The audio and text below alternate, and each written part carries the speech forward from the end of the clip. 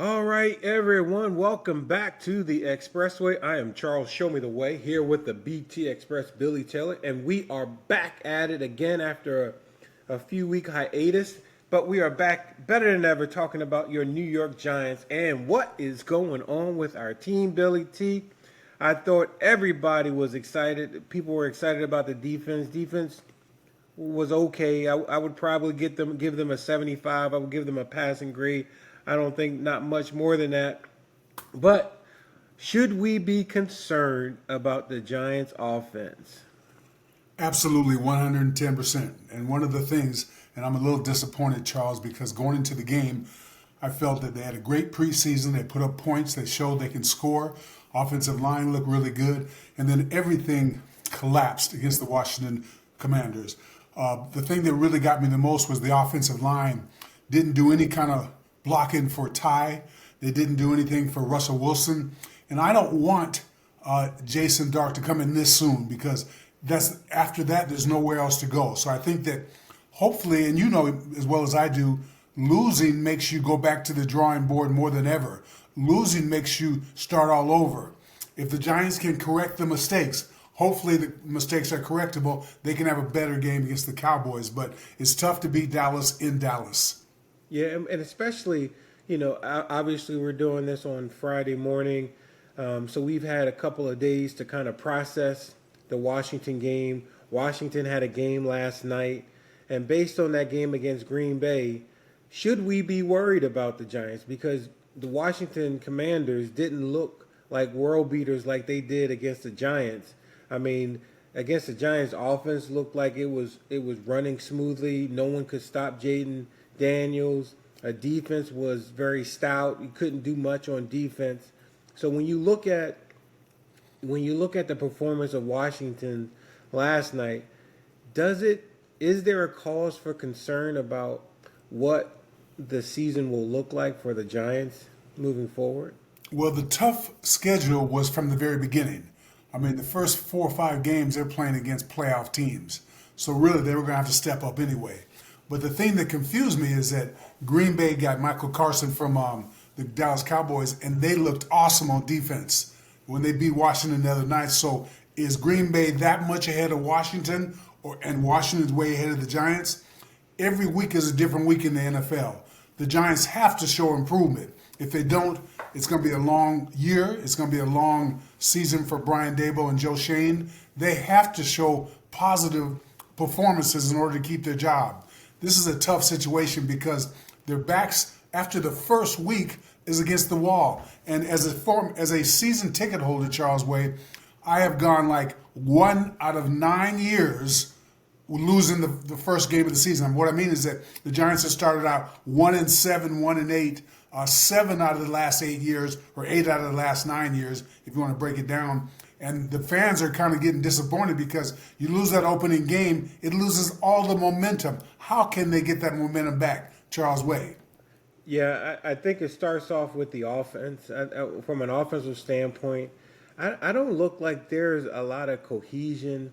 There's a lot of synergy and on the offensive side of the ball at all. It just doesn't look like a well-run machine right now. When you look at the run game, that didn't look fluid. That didn't look like what if it wasn't for Russell Wilson making the yards running outside the pocket that he made, they could have had a negative run game statistic from a running standpoint. And then the passing game, it looks disjointed. Russell Wilson didn't have a lot of time.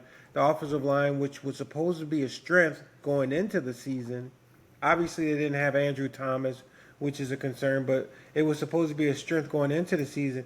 It didn't look like it was a strength at all. So I'm very concerned. I mean, we can start with the running game. What's going on with the running game? Well, you got to have at least a stalemate on the line of scrimmage for a running back. But when a defensive lineman gets penetration across the line of scrimmage, it makes the running back have to alter his path. I saw that all day in the game against Washington. Another thing, Russell Wilson's got to do better of picking and choosing where he's going to get out of the pocket. The young quarterbacks now that are more agile and mobile, they find ways to get out of the pocket to get more time to throw. I thought Russell Wilson did not take the dump offs. When the rush is getting to you and your offensive line is not doing good, you got to go back to Tom Brady. Tom Brady dumps the ball off within 2 seconds to his hot receiver, which will be either the running back or the tight end. I saw a couple times where the running back or tight end was one-on-one, and he chose to hold the ball and wait for it downfield. If your offensive line is not playing well, you as a quarterback have got to make the adjustment. Russell Wilson did not.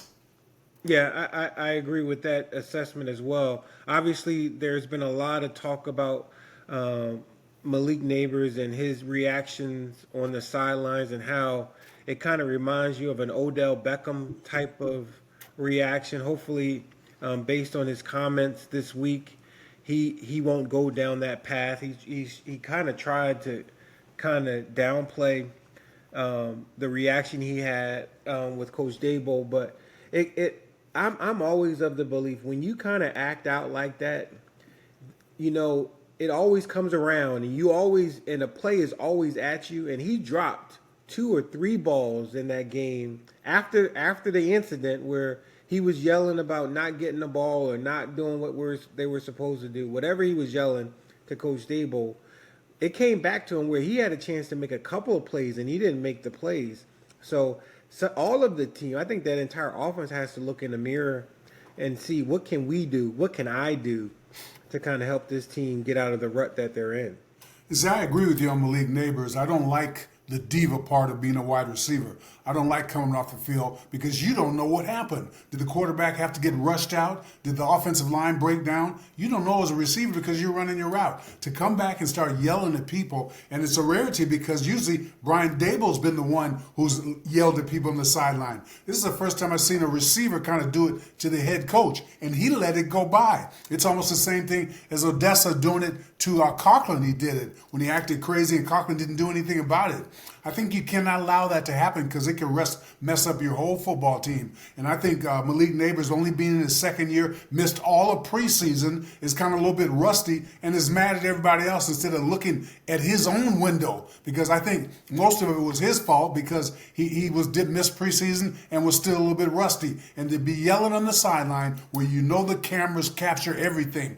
With all the camera angles the NFL have, they don't miss anything anymore. So I think you have to look at yourself as a player, and I hope that Malik grows up very quickly and Brian Dable, adjusts the situation. But I still think he let him slide because he's a top draft choice last year, number 1, and is a leading receiver. So he kind of gave him the benefit of the doubt. But sometimes when you allow that to happen, just like Odell Beckham, you mess up your team. You may have to, in the long run, make a move. Yeah, I think that when you put on a performance like that and act out and show out in which everybody can see, especially nowadays with all the cameras around, and you have a performance like the one you had where you're supposed to be the man in that wide receiver core and you didn't show up, it makes everything look bad. It kind of blows a lot of the things that happened that day out of proportion. But let's kind of move on, because when I'm looking at the other teams, and as a Giants fan and a former player, you always kind of compare yourself to other teams, other games, how they're being run, how plays are being called. But when you look at different positions, you look at our tight end position, and I don't see a lot of production. And everybody's talking about Theo Johnson is the answer. Theo Johnson is the answer. You love Theo Johnson, but I don't see that it ability that kind of separates himself from everyone else. You need a go-to guy. He was supposed to be the go-to guy, getting open for Russell Wilson, making plays for Russell Wilson, and I have yet to see it. Is it Coach Dable and Kafka not putting him in the right position or calling the right plays, or is it him just being young and not being able to understand defenses or what defenses are doing? I'll give Theo Johnson the benefit of the doubt last year when he was a rookie. Second year, you're supposed to step up. He disappointed me because he dropped passes in crucial situations. It's almost like the Giants' number 1 draft choice years ago, Evan Ingram. He would drop passes in key situations. The Giants got rid of him. He went to Jacksonville. Theo Johnson is a very good athlete. He's underperforming. The tight end, as you would say, and I totally believe, is a go-to guy. He's a guy that if things are tough, you go to the tight end because he's 6'4", 6'5". He should be able to have a big range for Russell Wilson to go to. I was totally disappointed in him. great point by you. Somebody's got to step up because the receivers didn't step up, the tight ends didn't step up, the offensive line didn't do good. It didn't allow Ty to run the ball well. There's too many things to choose from on the negative for the Giants offense. They got to really, really come up with a great game plan against the Cowboys because the Cowboys are averaging, when Dak is there, over 30 points a game. If the Giants are only getting 6 points, they have no chance to win against the Cowboys unless you're putting up a minimum of 20-something points because the Cowboys, with Dak in there, they're averaging 3 or 4 touchdowns per game when he's healthy. And the last time he was healthy, last year he was not. The last 2 years before, they got 12 wins from the Cowboys because of Dak. And I think that the Giants really, really got to make a big turnaround this week because, the fanfare is tough. It's tough for the season ticket holders. It's tough for former players like you and I to have to go out and support the Giants like we do. But they've got to do something. So I'm hoping this week is a big week for them. Yeah, and hopefully everyone from a coaching staff level to an offensive staff perspective, everyone had a chance to kind of reflect and see what they could do better and to get them in the win column. Now, really, we don't have a lot of time, so let's turn our attention to the defense. I wasn't very impressed with the defense either. They let Washington run up and down the field on them. I didn't like how the defensive backs covered their wide receivers. It seemed like they weren't around. They weren't close to receivers. They were, whenever they needed a third down reception conversion, they made it. It felt like we didn't kind of put any type of resistance to that offense of the Commanders and Jayden Daniels. And so I was kind of disappointed in that. I was disappointed in this defensive line who was supposed to put pressure on the quarterback, who was supposed to be able to stop the run. I'm disappointed in Dexter Lawrence. I'm disappointed in Kayvon Thibodeau and Abdul Carter. Yep. And so I didn't see what everybody was so excited about come Sunday watching this defense. What about you? Well, you're exactly right. But what I think happened, and we had talked about it before, is once you give in to the run and a team is able to run the ball, then they kind of have you because play action passes worked. The Washington offense was able to keep the third down situations to a minimum. And I just think that the Giants offense, and I've said it before, they have to help the defense by having some drives, by taking the ball down the field, giving them the chance to rest. There were too many instances in the game against Washington where the Giants offense didn't come through and the defense had to come back on the field tired. In the first game of the season, not everyone's in the best shape for football because a lot of people didn't, play in the preseason much. So this is kind of like getting your stuff under you. So in order to win, the offense has got to help the defense. Defense has got to help the offense. Special teams got to do their job, giving you good field position, pinning the team back. I thought all 3 phases the Giants failed, but if you learn from your mistakes, this is a game to kind of look at what you can do better going against a Cowboy team that didn't win a lot of games last year, but they have their quarterback back. And especially if you saw how they played in Week 1, Dallas probably looked like the better team against the Eagles, and if not saying much, they should have won that game against the Eagles. Not even a question. But for a couple of mistakes that they made, they should have won that game. Well, CeeDee Lamb dropped a couple too, and I think that hurt them. Exactly. And so when you look at this week, this is a rough road to climb because it's going to be a tough challenge based on what we saw from the Commanders last week for the Giants. I think from an offensive standpoint, from a defensive standpoint, they got to get their acts together. I think Shane Bowen has to call a better game this week against the Dallas Cowboys. It just doesn't seem like he's very aggressive, and when he is aggressive, he's aggressive at the wrong times. Players lack discipline on their technique. They don't maintain leverage. I heard Carl Banks talking in the game. People are getting out leveraged.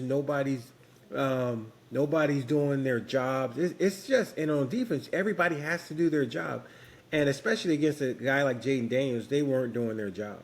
Well, the good thing is that this week the Cowboys have some problems too because they have a receiver they got from Pittsburgh named George Pickens, and he's already complaining because he didn't get the ball. The reason he got traded from Pittsburgh is because he was a diva receiver and was just disrespectful to everybody, and he's doing that with the Cowboys, and hopefully he'll do it again, and the Giants will be able to capitalize. This is a big week of practice for the Giants. It's a big game against the Cowboys. It's only the second game of the season. You never want to say it's a must win. I thought last week was a must because they had to get off to a good start to get momentum. Can they get that momentum back against the Cowboys? The good thing is that you're going on the road again, and it's easier on the road sometimes than being at home, so your fans don't get negative towards you. You can straighten out some of the things that are happening to you by being away from home, and hopefully this will bring the team together. They'll be able to concentrate, don't make mistakes, don't turn the ball over. If that happens, you have a chance. Yeah, but it's just disappointing. Yes. Coming into the season, you had all these hopes. People were saying that, well, maybe they'll at least win 8 games. They can start off with at least 2 or 3 wins out of the first 4, given how hard their schedule is right off the gate. Playing almost three teams that made it to the playoffs outside of Dallas in the first 4 games. It was a rough road to climb, like I said before. But when you look at how they performed, it didn't leave you kind of excited to see what would happen for the rest of the season because it seems like it's the same old, same old. Well, my question to you, Charles Way, should the Giants fans give up? Should they hang in there? What's your thought process on going forward? We got 16 more games, Charles Way. Your thoughts? And that's why this week is important. They may not win this week, but they got to play better. I want to see them execute on the offensive side of the ball, execute on the defensive side of the ball. And if Dallas is a better team, so be it. But they got to play better.